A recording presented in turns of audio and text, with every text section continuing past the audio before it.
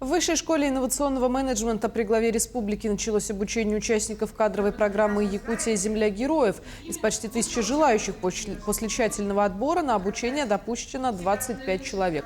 В отличие от других регионов, в Якутии принято решение о допуске к учебе не только конкурсантов с высшим образованием, но и со среднеспециальным. В течение года участники программы прослушают курс по государственному и муниципальному управлению, а после завершения учебы будут распределены на руководящие должности в различные учреждения и организации.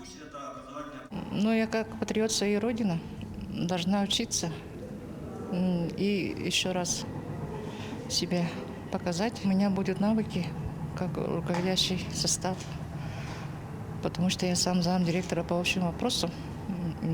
Мне еще вообще не хватает вот таких учебных процессов. Люблю учиться, очень люблю идти вперед и развиваться.